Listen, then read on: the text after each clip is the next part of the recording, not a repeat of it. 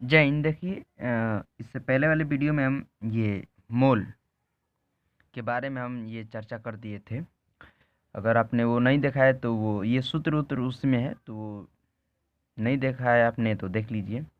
चलिए, हम इसके बाद हम शुरू करने वाले हैं परमाणु भार।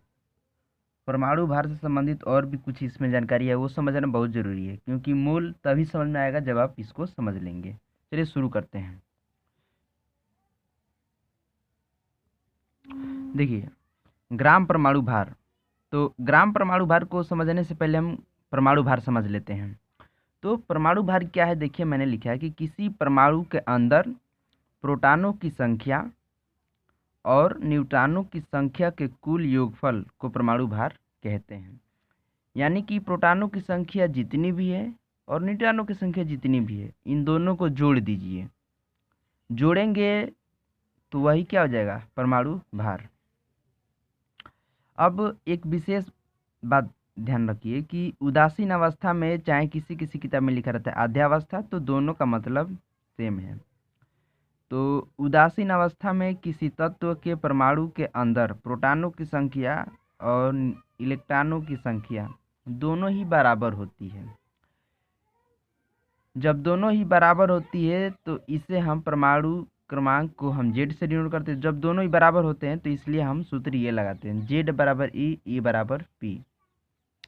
जेड क्या है? तो हमारा परमाणु क्रमांक है। ई क्या है? तो इलेक्ट्रॉनों की संख्या है। और पी क्या है? तो प्रोटॉनों की संख्या है। ये सही क्रम है, ठीक है।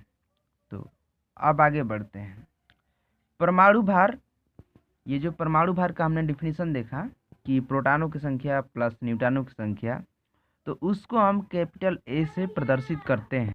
अब परमाणु भार का सूत्र क्या है तो वो देख लीजिए। परमाणु भार का सूत्र हम देख लेते हैं। तो परमाणु भार यानी कि ए बराबर होता है पी प्लस एन। पी क्या है? प्रोटॉनों की संख्या। एन क्या है? न्यूट्रॉनों की संख्या। अब नेक्स्ट हम बात करते हैं A M U. A M U बराबर होता है एम पी। इसको एम पी नहीं बल्कि बोलेंगे mass of proton plus mass of neutron. M U चाहे एक एम यू बराबर ही है। तो एक एम यू बराबर भी मास of proton plus mass of neutron, यानी कि प्रोटॉनों का द्रव्यमान और न्यूट्रॉनों का द्रव्यमान। ठीक, जहाँ मैंने लिख दिया है क्या, ये एम पी क्या है? तो प्रोटॉनों का द्रव्यमान है, और एम एन क्या है? तो न्यूट्रॉनों का द्रव्यमान है। देखिए, ए एम यू का फुल फॉर्म क्या होता है? तो एटॉमिक मास यूनिट इसका फुल फॉर्म होता है। अब देखिए आगे बढ़ते हैं। एम यू तो हम देख लिए। एक जो प्रोटॉन होता है, एक प्रोटॉन, उस एक प्रोटॉन का जो द्रव्यमान होता है 1.67 इंटू 10⁻24 ग्राम होता है। एक न्यूटन का द्रव्यमान कितना होता है? तो 1.67 इंटू 10⁻24 ग्राम होता है। इसी तरह एक इलेक्ट्रॉन का जो द्रव्यमान होता है वो 9.1 इंटू 10⁻27 ग्राम होता है। बहुत छोटी क्वांटिटी है। देखिए माइनस में गया, माइनस, ठीक है, 1 ग्राम भी नहीं है। 1 ग्राम का क्या कहा जाए, 1 बिलियन करोड़, 1 बिलियन करोड़ अगर हिस्सा किया जाए 1 ग्राम का, तो उतना ये इलेक्ट्रॉन, उससे भी अधिक कीजिए। अब देखिए, एक एम यू बराबर 6.7 इंटू 10⁻24 ग्राम होता है। ये एक एम यू होता क्या है? तो ये किसी भी तत्व के अंदर एक प्रोटॉन का क्या होता है? द्रव्यमान होता है। हालांकि देखिए, जो मास ऑफ प्रोटॉन है और मास ऑफ न्यूट्रॉन है लगभग देखिए बराबर रहता है। थोड़ा मोड़ा इधर उधर हो रहता है, फिर भी हम नियरली हम ले लेते हैं बराबर होते हैं। अब आइए जैसे एक एग्जांपल के थ्रू समझते हैं कि कार्बन के एक परमाणु के अंदर, कार्बन के एक परमाणु होगा तो उसके अंदर देखिए प्रोटॉनों की संख्या कितनी होगी? 6। न्यूट्रॉनों की संख्या कितनी होगी? 6। और इलेक्ट्रॉनों की संख्या भी कितनी होगी? 6। अब देखिए, कार्बन के परमाणु के नाभिक में मौजूद अवयव कौन कौन से होंगे? तो नाभिक में हमेशा प्रोटॉन और न्यूट्रॉन ही रहेंगे। नाभिक में हमेशा कौन रहेगा? प्रोटॉन और न्यूट्रॉन। तो प्रोटॉन की संख्या भी 6 है, न्यूट्रॉन की संख्या भी 6 है। अब चलिए, तो प्रोटॉनों की संख्या का द्रव्यमान हम देखेंगे तो एम पी होता है, और न्यूट्रॉनों की संख्या का द्रव्यमान यानी कि एम एन होता है। एम पी यानी कि मास ऑफ प्रोटॉन कितना होता है? तो प्रोटॉन का द्रव्यमान कितना 1.67 इंटू 10⁻24। यहाँ देखिए हम मेंशन किए हैं, तो 6 into 1.67 into 10⁻24 gram plus 6 into 1.767 into 10⁻24 ग्राम हो जाएगा। अब देखिए 1.67 1.6 ये कॉमन कर लेंगे तो हमारा हो जाएगा 6 + 6 यानी कि 12, और इसको ये हमारा मिल जाएगा। ये 1.67 इंटू 10⁻24 ये किसके बराबर है, तो AMU के, फिर से 1.67 यानी कि 1.67 × 10⁻24 ग्राम बराबर 1 MU। चाहे उल्टा भी कर सकते हैं, 1 MU बराबर 1.67 × 10⁻24 ग्राम। तो ये जो 1 पॉइंट यानी कि 1.67 × 10⁻24 ग्राम है, यहाँ हम लिखेंगे MU। तो ये देखिए हमने सॉरी रुकिए, तो यहाँ आप लिख सकते हैं, यहाँ आप लिख सकते हैं कि 12 AMU। ओके, अब आगे बढ़ते हैं। देखिए जो परमाणु होता है, तो ये ध्यान रखिएगा कि परमाणु का द्रव्यमान बराबर नाभिक का द्रव्यमान बराबर केंद्र का द्रव्यमान। ऐसा क्यों? क्योंकि परमाणु के जो पूरा द्रव्यमान होता है, किसी परमाणु का जो पूरा द्रव्यमान होता है वो नाभिक में ही निहित रहता है। अब जैसे देखिए कार्बन के नाभिक का द्रव्यमान बराबर कार्बन के परमाणु संपूर्ण परमाणु का द्रव्यमान होगा। अब देखिए यहाँ मैंने जो कि पीछे लिखा है वो मैंने यहाँ हल कर दिया है। यहाँ देखिए कार्बन के एक परमाणु का द्रव्यमान कितना हो गया 12 AMU। ये जो 12 AMU आया है ये कार्बन के एक परमाणु का द्रव्यमान है। ध्यान रखिए कार्बन के एक परमाणु का द्रव्यमान कितना है 12 AMU। किसी किसी किताब में यहाँ सिर्फ U लिख देता है ऐसे 12 U यूनिफाइड यूनिट, तो 12 U भी लिख देता है। अब आइए कहा जाए कि कार्बन के एक परमाणु का द्रव्यमान तो 12 AMU हो गया, तो बताइए कार्बन के एक मोल में हम चर्चा कर चुके हैं कि कितना कण होता है, तो 6.022 इंटू 10⁻23 कण होते हैं। तो एक मोल परमाणु का मतलब हुआ कि 6.022 इंटू 10⁻23 यानी कि 6.022 × 10⁻23 परमाणु होंगे। तो एक परमाणु का द्रव्यमान हमारा कितना आया, तो एक परमाणु का द्रव्यमान हमारा आया, कार्बन के एक परमाणु का द्रव्यमान आया 12 AMU। तो इसी तरह 6.022 × 10⁻23 परमाणु का द्रव्यमान कितना आ जाएगा, तो देखिए गुणा हो जाएगा। तो 6.022 × 10⁻23 और गुणा करेंगे 12 AMU। इसको जब हम हल करेंगे तो हमारा आ जाएगा 12 ग्राम। अब देखिए 6.022 गुणा करेंगे 1 पॉइंट यानी कि 1.67 से ना, तो इन दोनों को एक साथ गुणा करेंगे तो नियरली मान जो आएगा 10 आएगा। कितना 10, और ये देखिए 10⁻23 × 10⁻24। तो जब आधार समान रहता है तो हम घातों को जोड़ या घटा सकते हैं। तो -24 में 23 जोड़ेंगे तो -1 आएगा, और माइनस जो घात है 10 के ऊपर वो नीचे जाएगा, 10 × 10 10/10 हो जाएगा 1। फिर से 10 × 10⁻−1 है, तो -1 होने के कारण वो नीचे चला जाएगा बट्टा में, तो 10/10 यानी कि 1, 12 × 1 यानी कि 12 ग्राम। आगे देखिए इस तरह हम कह सकते हैं कि कार्बन 12 के 6.022 × 10⁻23 परमाणु का द्रव्यमान कितना हो गया 12 ग्राम।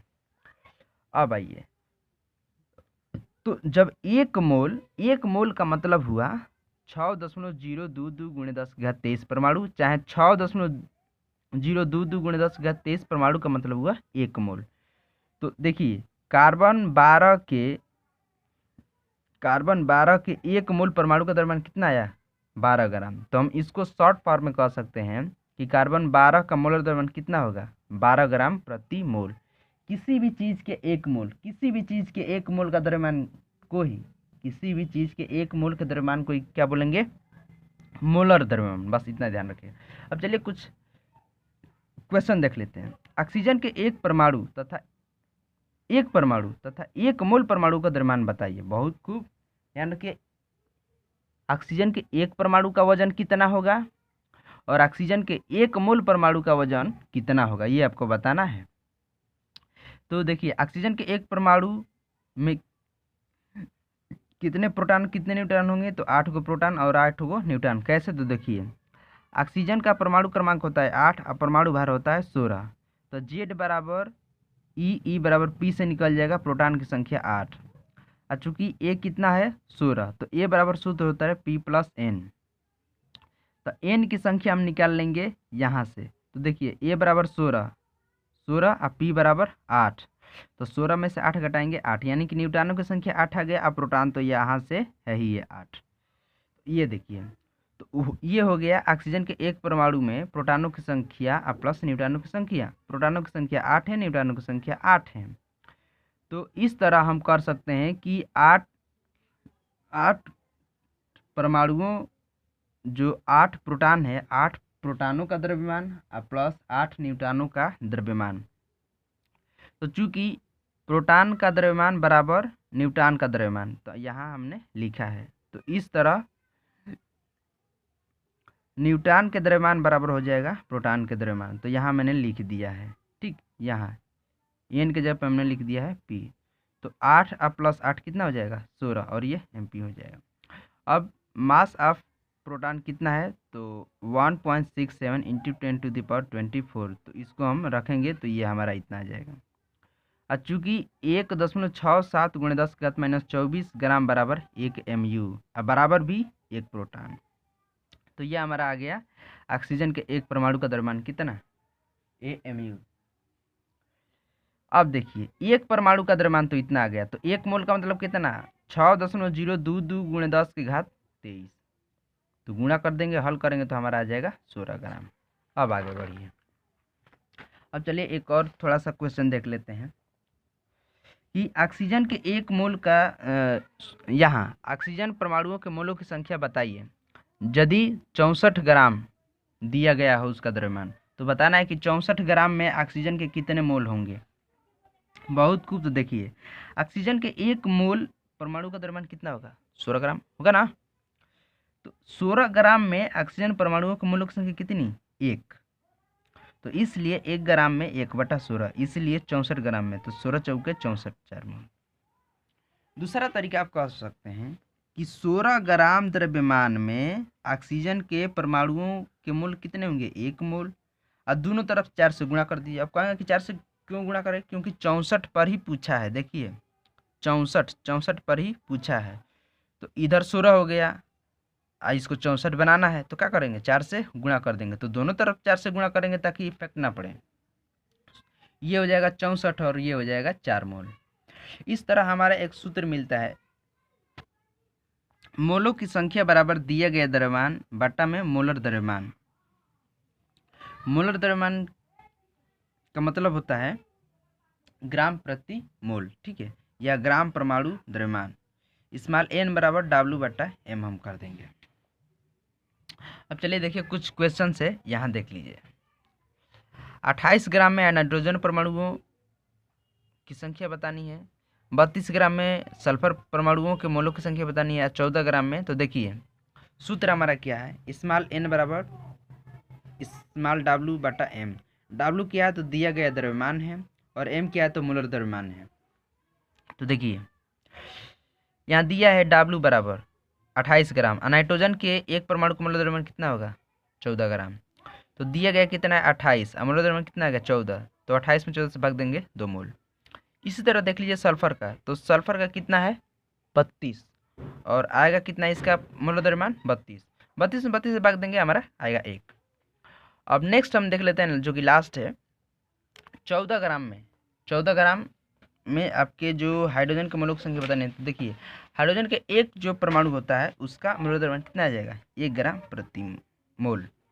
तो स्मॉल W दिया 14 और m आ गया 1, 14 में 1 से भाग देंगे 14 मोल आ जाएगा। इस तरह हमारा ये हो गया। अब आइए लास्ट में हम रिवीजन थोड़ा देख लेते हैं। देखिए परमाणु भार क्या होता है, तो प्रोटॉनों की संख्या प्लस न्यूट्रॉनों की संख्या होती है। सेकंड पॉइंट ये था कि समस्त परमाणु का जो द्रव्यमान है उसके नाभिक में ही निहित होता है, जिसे केंद्र भी कहते हैं। परमाणु भार बराबर परमाणु का द्रव्यमान बराबर नाभिक का द्रव्यमान बराबर केंद्र का द्रव्यमान। अब देखिए, एक प्रोटॉन का द्रव्यमान जो होगा, एक न्यूट्रॉन का द्रव्यमान बराबर 1 AMU, और 1 AMU बराबर ही होगा 1.67 इंटू 10⁻24। चाहे आप उल्टा भी कह सकते हैं कि 1.67 गुणे 10⁻⁻24 ग्राम एक MU के बराबर होगा, और चाहे एक MU जो है एक प्रोटॉन के बराबर होगा, चाहे एक न्यूट्रॉन के बराबर होगा। ये चार कंडीशन एक साथ याद रखिएगा, अलग अलग तैयार करने की कोनो जरूरत नहीं है। किसी तत्व के एक परमाणु द्रव्यमान बराबर क्या होता है, तो प्रोटॉनों का मास और प्लस न्यूट्रॉनों का मास यानी कि द्रव्यमान। और ये हमारा हल करेंगे तो ऐसे आ जाएगा। जैसे मान लीजिए कि कार्बन के एक परमाणु का द्रव्यमान निकालना है, तो कार्बन में देखते हैं कि 6 गो प्रोटॉन है, 6 गो न्यूट्रॉन है। तो एगो प्रोटॉन के द्रव्यमान आप जानते हैं, एगो न्यूट्रॉन का भी द्रव्यमान जानते हैं, कितना होता है 1.67 गुणे 10⁻⁻24 ग्राम। तो उसको उसी को हम क्या बोलते हैं, AMU। तो 6 गो प्रोटॉन हो गया, और एगो प्रोटॉन का द्रव्यमान होता है 1.67 इंटू 10⁻⁻24, चाहे AMU होता है तो AMU हम लिख देंगे जगह के अनुसार, चाहे ऑप्शन जैसा भी हो। कार्बन 12 के एक मूल, चाहे एक मूल में कितना संख्या 6.022 गुणे 10⁻23, परमाणु का द्रव्यमान कितना हो जाएगा 12 ग्राम। अब देखिए, ग्राम परमाणु भार क्या होता है, तो जो भी परमाणु भार हो उसके आगे ग्राम लगा दीजिए और कुछ मत कीजिए। जैसे कार्बन का परमाणु भार कितना होता है 12, तो जब परमाणु भार 12 हो गया तो बस ग्राम परमाणु भार, तो 12 के बाद ग्राम लगा दीजिए, काम खत्म। लाल देख लीजिए, मूलों की संख्या। तो मूलों की संख्या का सूत्र क्या होता है, तो स्मॉल n बराबर स्मॉल w बटा में कैपिटल M। स्मॉल w क्या है, तो दिया गया द्रव्यमान जो कि सवाल में रहेगा, और m क्या है, तो मोलर द्रव्यमान है, ग्राम प्रति मोल। एक इलेक्ट्रॉन का द्रव्यमान कितना होता है, तो लगभग 9.1 इंटू 10⁻⁻27 ग्राम। अब देखिए एक और बात जान लीजिए, जो एक इलेक्ट्रॉन होता है ना, एक इलेक्ट्रॉन वो प्रोटॉन के 1/1837वां हिस्सा होता है, इतना कम होता है। इसीलिए इलेक्ट्रॉन का जो द्रव्यमान होता है परमाणु के नाभिक में चाहे परमाणु के द्रव्यमान में जोड़ा नहीं जाता है। फिलहाल इतना ही। अगर स्क्रीनशॉट लेना है तो क्या हम ये ऐसे सीधा गया ये, और एक ये पॉइंट रहा। फिलहाल के लिए जय हिंद।